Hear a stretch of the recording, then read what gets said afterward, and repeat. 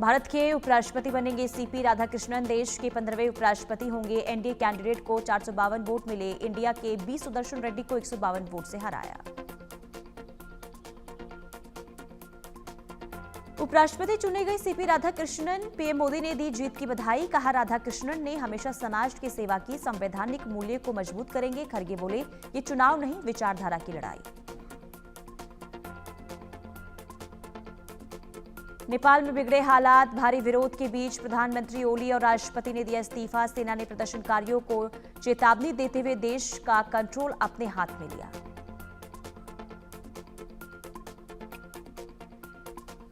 प्रधानमंत्री नरेंद्र मोदी ने बाढ़ प्रभावित पंजाब का हवाई सर्वेक्षण किया। बाढ़ प्रभावित पंजाब का प्रधानमंत्री नरेंद्र मोदी ने हवाई सर्वेक्षण किया। बाढ़ प्रभावित क्षेत्रों का जायजा लिया। 1600 करोड़ रुपए देने का ऐलान किया।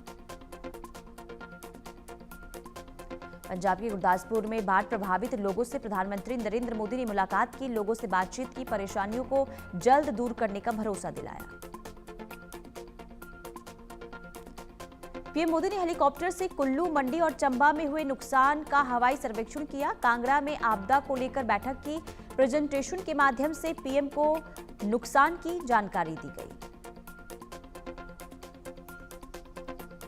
हिमाचल प्रदेश के मुख्यमंत्री सुखविंदर सिंह सुक्खू, सांसदों, नेताओं और अन्य अधिकारियों के साथ एक समीक्षा बैठक की गई। राज्य में आई बाढ़ और लैंडस्लाइड में जिन्होंने अपने परिजनों को खोया है, मेरी संवेदनाएं उनके साथ है। केंद्र मौजूदा चुनौती से निपटने में राज्य सरकार के साथ मिलकर काम करेगा। कांगड़ा में प्रधानमंत्री नरेंद्र मोदी ने एनडीआरएफ और एसडीआरएफ की टीमों से मुलाकात की। इसके साथ ही 19 किसानों ने भी प्रधानमंत्री से मुलाकात कर अपनी समस्याओं को साझा किया। सीएम सुक्खू ने बताया कि प्रधानमंत्री ने आश्वासन दिया है कि वो फौरी राहत के रूप में 1500 करोड़ देंगे, जबकि हमने शुरुआती नुकसान का अनुमान लगभग 5000 करोड़ का प्रेजेंटेशन दिया है।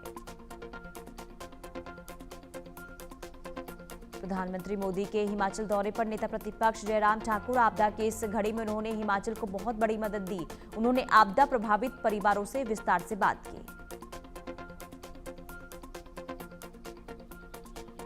प्रधानमंत्री मोदी के हिमाचल दौरे पर बोले बीजेपी सांसद अनुराग ठाकुर, मैं प्रधानमंत्री का आभारी हूं। उन्होंने बाढ़ पीड़ितों का दर्द सुना, पीड़ित परिवार की मदद की।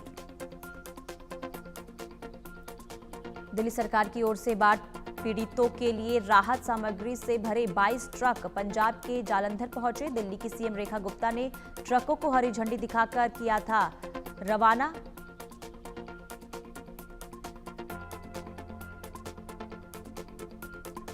हरियाणा सरकार के मंत्री अनिल विज का ऐलान। प्रधानमंत्री मोदी के जन्मदिन के अवसर पर 17 सितंबर से 2 अक्टूबर गांधी जयंती तक बीजेपी चलाएगी सेवा प्रकल्प। प्रधानमंत्री मोदी के हिमाचल दौरे पर बीजेपी सांसद कंगना रनौत ने कहा, पीएम मोदी ने दिया संदेश, आपदा की इस घड़ी में राज्य सरकार और भारत सरकार एक है और पीएम मोदी हिमाचल के साथ खड़े हैं। हरियाणा के पूर्व मुख्यमंत्री भूपेंद्र सिंह हुड्डा बारिश से हुए नुकसान पर उन्होंने कहा कि बाढ़ से भारी नुकसान की वजह से भारी बारिश नहीं बल्कि सरकार की लापरवाही है। 50 से 60 हजार प्रति एकड़ मुआवजा किसानों को मिलना चाहिए।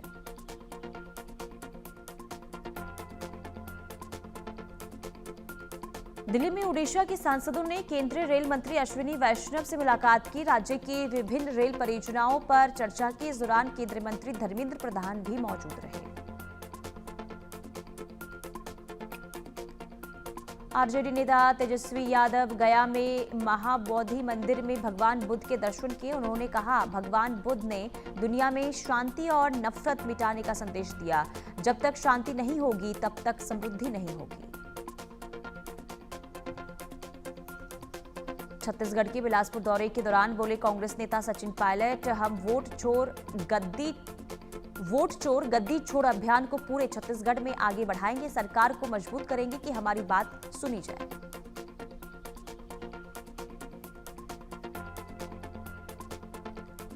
बिहार चुनाव को लेकर दिल्ली में कांग्रेस की बड़ी बैठक हुई, जिसके बाद बिहार कांग्रेस प्रभारी कृष्णा अल्लावरू ने कहा, अब तक हुए कार्यों की समीक्षा की गई और आगे भी रणनीति बनाई जाएगी। समाजवादी पार्टी प्रमुख अखिलेश यादव ने कहा, पूरा देश जानता है कि बीजेपी इस्तेमाली पार्टी है, पहले इस्तेमाल करो फिर बर्बाद करो, जीत का नंबर हमारे पक्ष में आएगा। गुरु तेग बहादुर जी की 350वीं शहीदी जयंती के अवसर पर मुख्यमंत्री पुष्कर सिंह धामी शामिल हुए। उन्होंने कहा, नगर कीर्तन सिर्फ एक यात्रा नहीं है बल्कि एक गुरु तेग बहादुर जी के संदेश और शिक्षिकाओं को भी प्रसारित करेगा।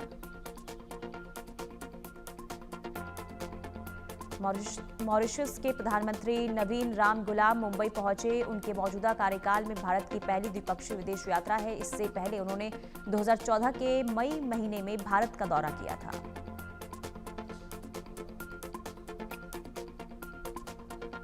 जम्मू कश्मीर में बाढ़ की स्थिति से हुए नुकसान पर बोले मुख्यमंत्री उमर अब्दुल्ला, किश्तवाड़ और माता वैष्णो देवी में काफी जान माल का नुकसान हुआ है।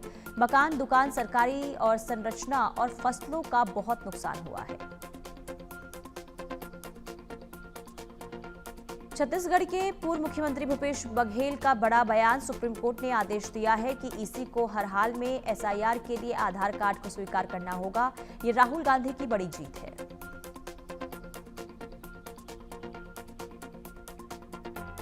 यूपी के मुख्यमंत्री योगी आदित्यनाथ गोरखपुर में मारवाड़ी युवा मंच के कार्यक्रम में पहुंचे, जहां उन्होंने निःशुल्क कृत्रिम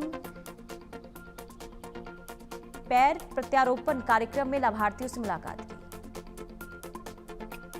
सीएम ने कहा, यदि दिव्यांग में एक स्थान पर कोई कमी है तो ईश्वर उनकी पूर्ति किसी अन्य स्थान से कर देता है। यदि उसे समाज का सहयोग मिले तो वो समाज के लिए बहुत उपयोगी हो सकता है।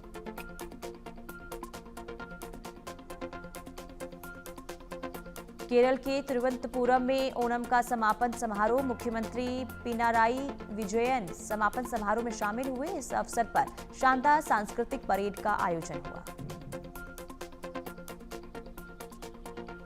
पंजाब के फरीदकोट में ड्रग तस्करी के खिलाफ बड़ी कार्रवाई हुई। 12 किलो से ज्यादा हेरोइन बरामद। ड्रोन के माध्यम से कंसाइनमेंट डिलीवरी मामले में 2 अभियुक्त गिरफ्तार।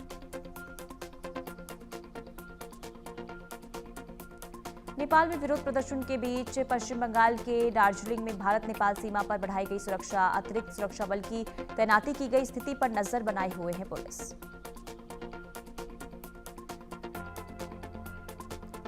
सियाचिन में ड्यूटी के दौरान अग्निवीरों ने दिया सर्वोच्च बलिदान। सियाचिन ग्लेशियर में आए हिमस्खलन की वजह से अग्निवीर नीरज कुमार चौधरी और अग्निवीर डाभी राकेश देव भाई और अग्निवीर नीरज कुमार चौधरी शहीद हुए।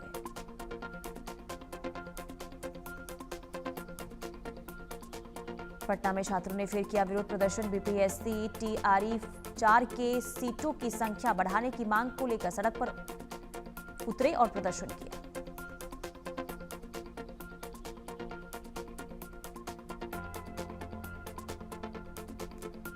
दिल्ली बम की धमकी के बाद डॉग स्क्वाड और पुलिस कर्मियों ने सीएम सचिवालय की जांच की।